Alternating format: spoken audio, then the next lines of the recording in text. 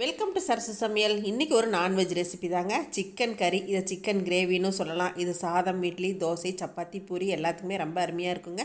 அப்புறம் key rice, குஸ்கா இந்த மாதிரி ரைஸ்க்கெல்லாம் வந்து சைடில் தொட்டுக்கிறதுக்கும் இதை வச்சுக்கலாம். ரொம்ப அருமையாக இருக்குங்க. சாதத்தில் போட்டு பிசைஞ்சும் சாப்பிட்லாம். வாங்க இதை எப்படி செய்கிறது பார்க்கலாம். வீடியோக்குள்ளே போகலாங்க. இந்த லிஸ்ட்டில் கொடுத்துருக்க பொடி வகைகளோட இப்போ நாங்கள் பருப்பு பொடி, எள்ளு பொடி, இன்ஸ்டன்ட் அடை மிக்ஸ் எல்லாமே சரசு ப்ராடக்ட்ஸில் ரெடி ஆகிட்டுருக்குங்க. தேவைப்படுறவங்க இந்த நம்பரில் காண்டாக்ட் பண்ணலாங்க.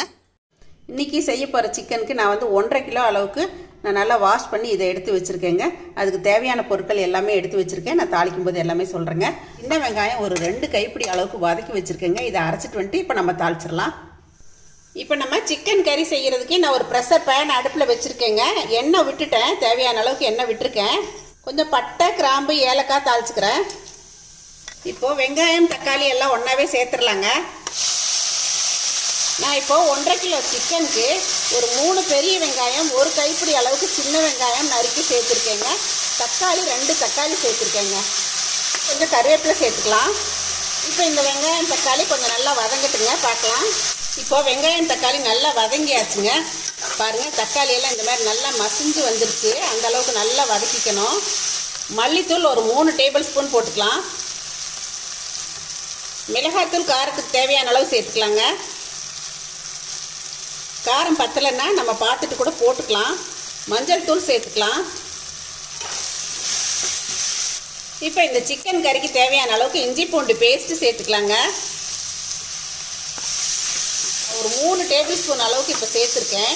இப்போ நம்ம அரைச்சி வச்ச வெங்காய கலவை சேர்த்துடலாங்க.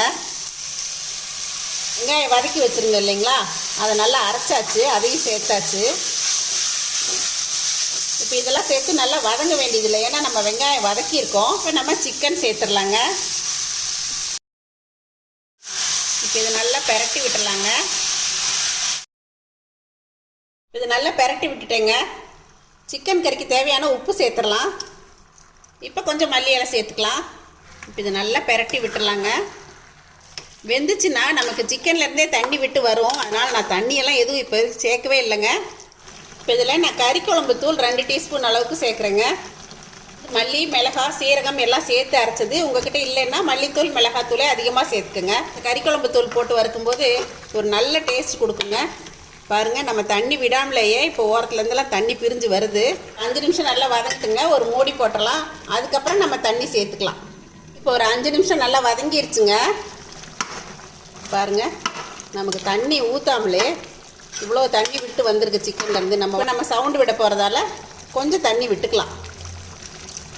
இப்போ நான் கொஞ்சம் கரம் மசாலா சேர்த்துக்கிறேங்க. இப்போ தேவையான அளவுக்கு தண்ணி விட்டாச்சுங்க. இது உப்பு, காரம் எல்லாமே கரெக்டாக இருக்குது. இப்போ நம்ம குக்கரை மூடி போட்டுடலாம். இது சவுண்டு வரட்டுங்க, பார்க்கலாம். இப்போ வெயிட் ஆறிடுச்சுங்க, ஓப்பன் பண்ணி பார்த்துடலாம். அந்த சிக்கன்லேருந்தே கொஞ்சம் எண்ணெய் விட்டுருக்குங்க. அந்த கொழுப்பெல்லாம் நம்ம ஊற்றின எண்ணெயுமே பிரிஞ்சு வந்திருக்கு பாருங்கள். நல்லா விரட்டி விட்டு பார்க்கலாம். நம்ம அப்படியே தேங்காய் ஊற்றாமல் குழம்பா வச்சுக்கிற மாதிரி இருந்துச்சுன்னா இப்படியே கூட வச்சுக்கலாங்க. ரொம்ப நல்லாயிருக்கும் இது சாதத்தில் போட்டு சாப்பிட. நான் இன்றைக்கி இன்னும் கொஞ்சம் கிரேவி கன்சிஸ்டன்சிக்கு சுண்ட வைக்க போகிறேன். 2 சவுண்டு விட்டுருக்கேங்க.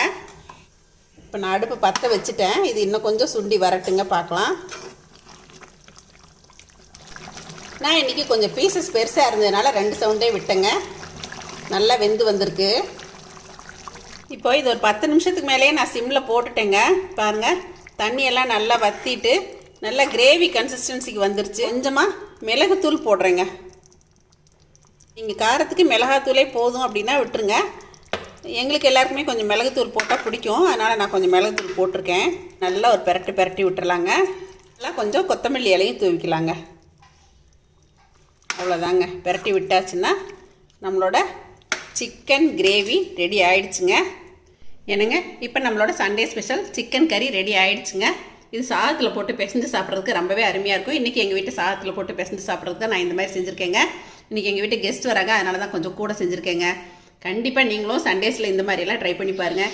இது இட்லி, தோசை, சப்பாத்தி, பூரி, நெய் சாதம், குஸ்கா எல்லாத்துக்குமே இது ரொம்ப அருமையாக இருக்குங்க. இதை பார்த்துட்டு எப்பயும் போல் உங்களோட ஃபீட்பேக் சொல்லுங்கள், ஷேர் பண்ணுங்கள், சப்ஸ்கிரைப் பண்ணுங்கள்.